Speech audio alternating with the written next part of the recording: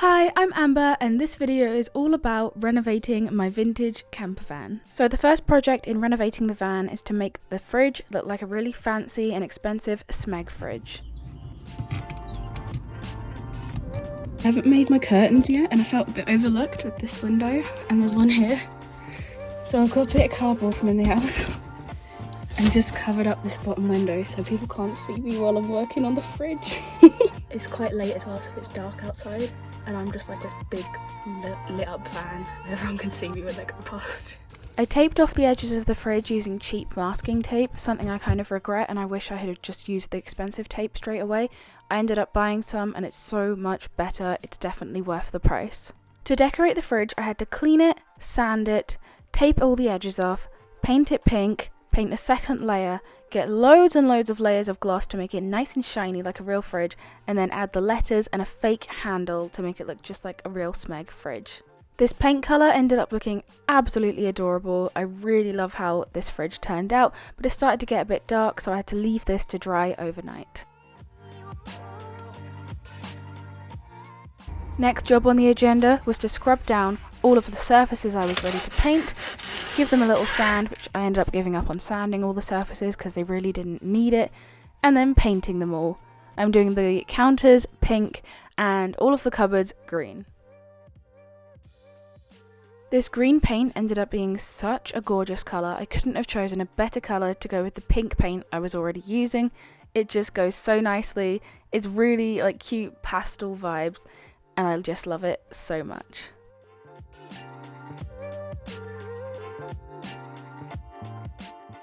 I put a second layer of pink on the fridge and it's looking a lot less streaky.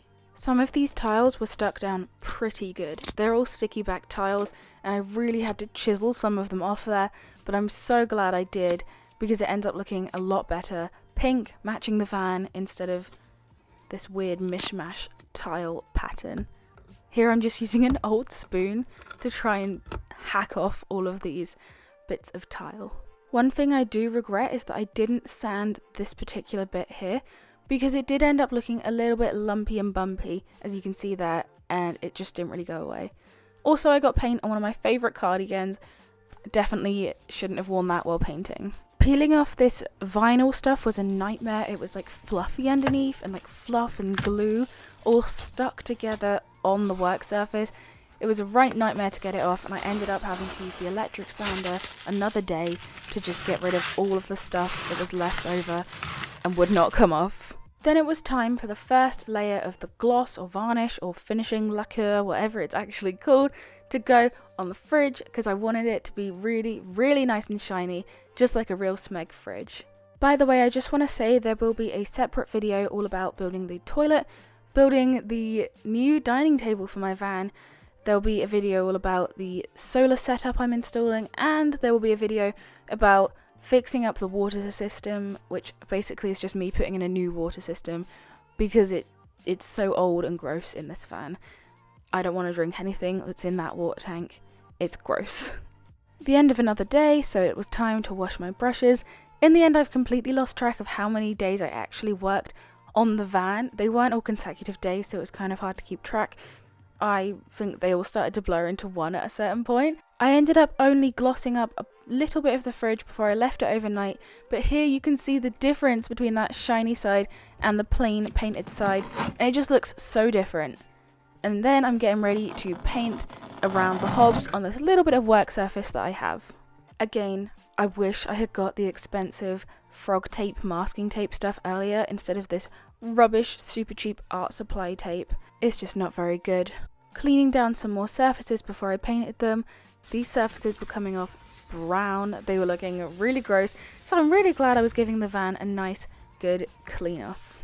And yes, I was wearing pajamas at this point. I was so scared to get any more paint on my nice clothes that I decided to just wear pajamas whenever I paint.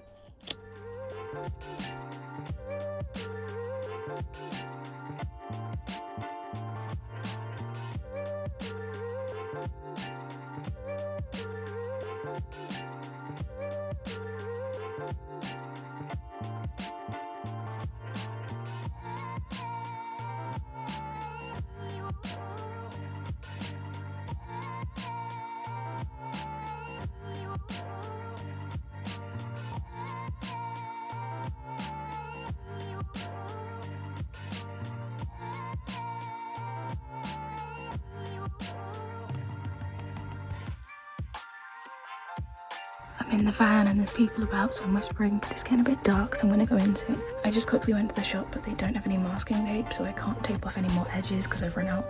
So I'm just going to do some clear coat bits and then leave it for tonight.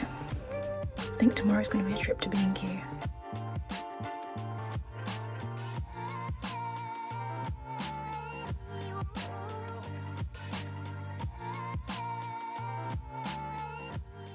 It was time to add gloss over some of my green paint, and it was starting to look really, really good.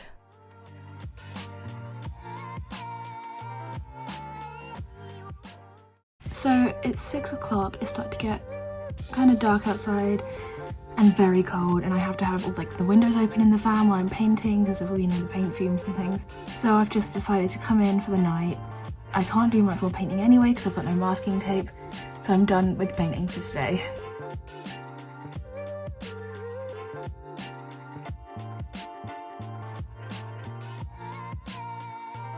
This isn't up perfectly. Oh, there's people outside, so I'm whispering.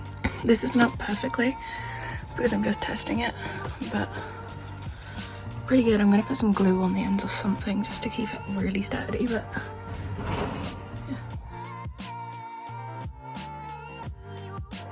I'm just measuring up for new curtains. These ones are totally fine. They're absolutely perfect. But the one on the back was held up by a strip of Velcro and I ripped it off. Like, it just wasn't held up very well. And then the one above the cab, I keep sitting on it by accident, leaning on it, and I've just broken it so bad. So I'm gonna try and make some new ones. I didn't have quite enough fabric to make the curtain the size that it needed to be, so I had to end up sewing together 3 different pieces of fabric. I'm not great at sewing, and the sewing machine that I've got in my house, which isn't even mine, I borrowed it from my brother, is not like a super high quality one. It's quite a cheap little sewing machine, so it was a difficult job, but I had a nice view of the snow outside, so that was quite nice.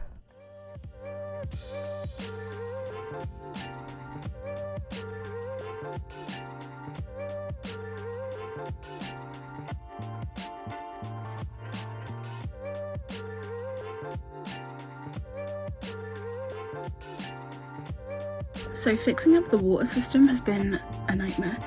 It's not been used in like years, and I've got to put this cleaning fluid through it and then just drain it out after like one night.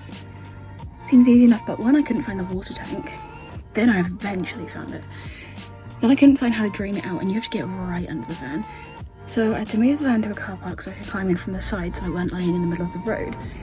I found the drain, can't open it.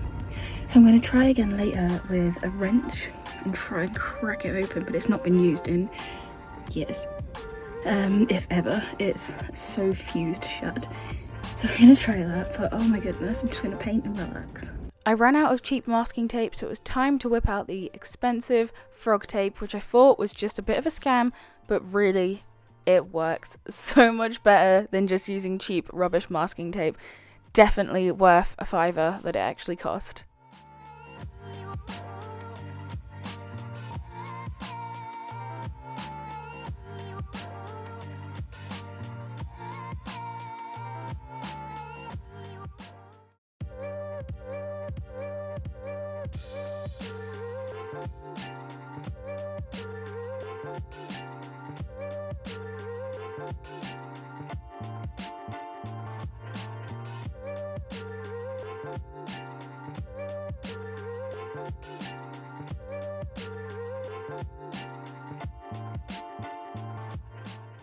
Next, it was time to get out that sander and sand down all of the gross glue and fluff and vinyl that was left over on that piece of work surface.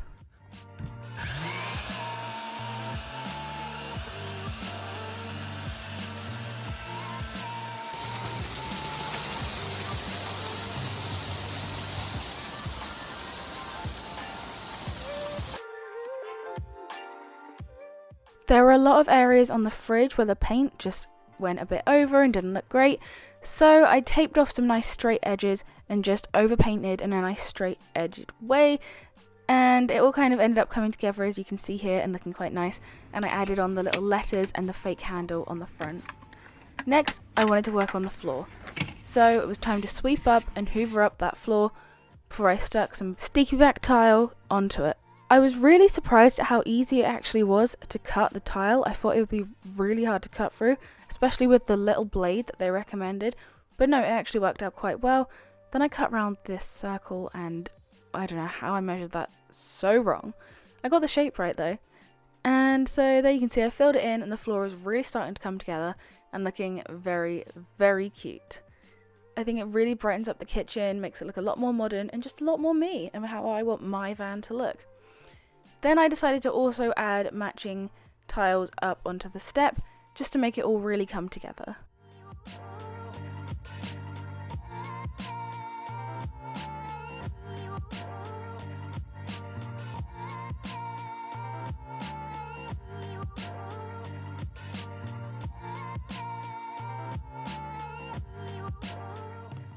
The tiles that were sitting upright against the step kept on falling down and just weren't sticking right, so I put some super glue behind them and held them on with tape to hope that it would hold them on, but it didn't really work and you could see there they were all still hanging off. We fixed it in the end though, so don't worry. And here's a shot showing you just how messy the van was getting by this point. Oh no.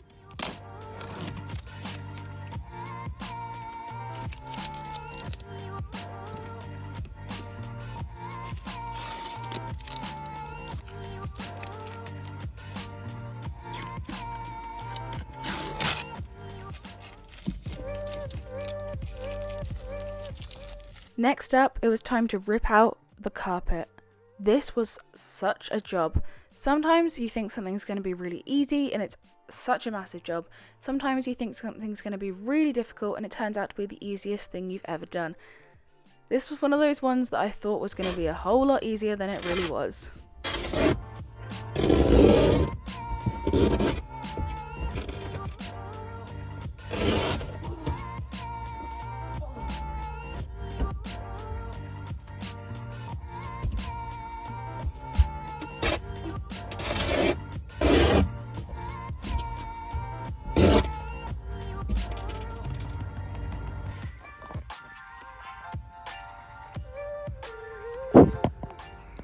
The carpet looks like it was put in before the bench seats were actually put in, and they're kind of on top of the carpet, so it made it really hard to get out those edges that were up against the sofas.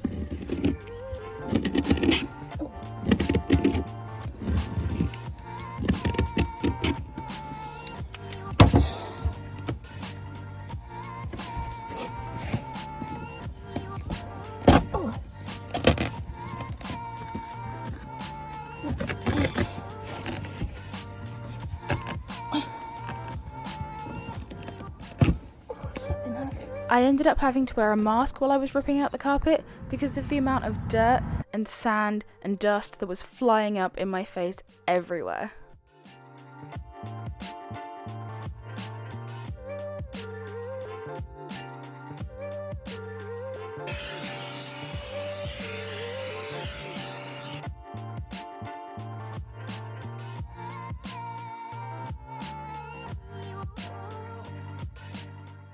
Now the floor was looking pretty bare and the hatch down to the gearbox was looking really loose. There used to be carpet down in those edges that held it in nice and tight, and now it was just loose and it was going to go and fall out whenever I drove. I removed the metal step protector because I was planning on replacing it with a really cute one, and then I got to work on this gearbox hatch. It looks real scary. I bought some sticky backed foam from B&Q to fill in those gaps, and I was worried it wouldn't be thick enough, but if anything, it's a bit too thick. But it looks really nice and professional and perfect and pretty when it is all stuck onto the hatch.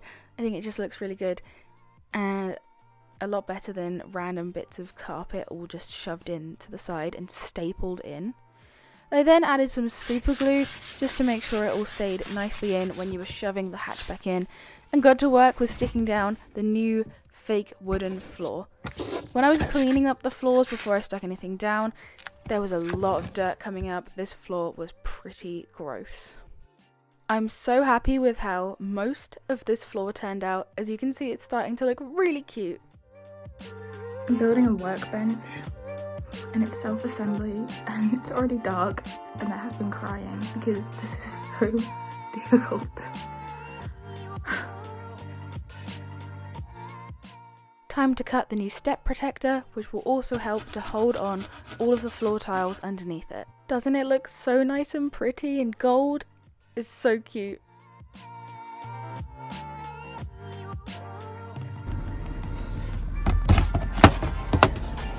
We're onto the awkward bit of the floor where I have to cut out all these little shapes.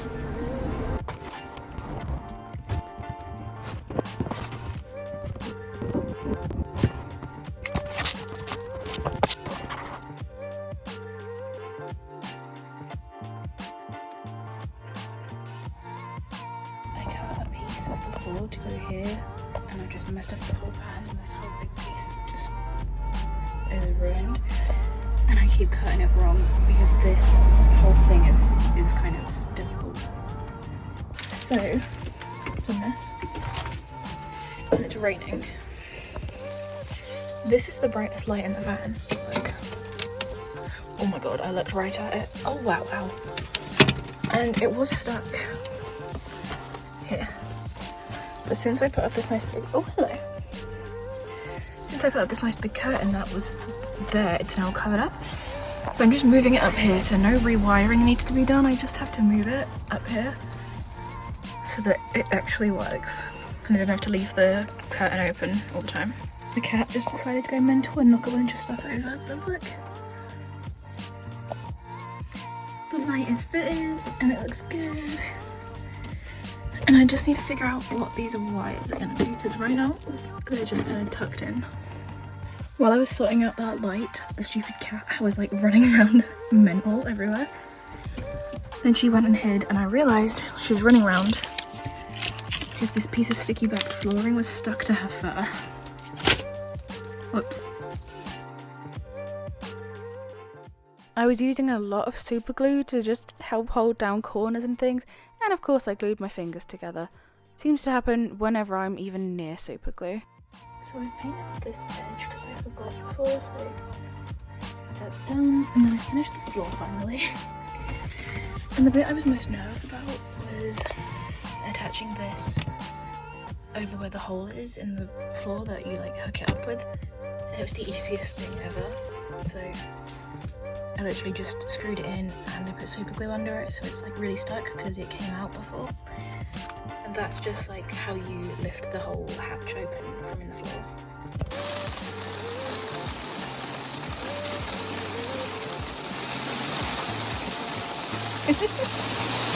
Oh my god.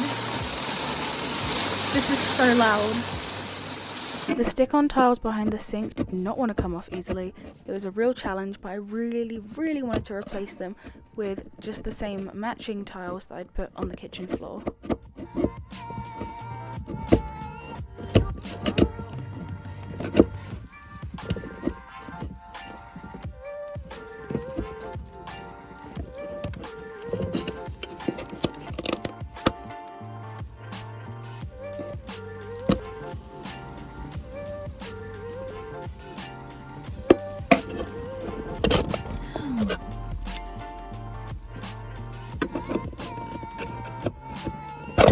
Oh dear.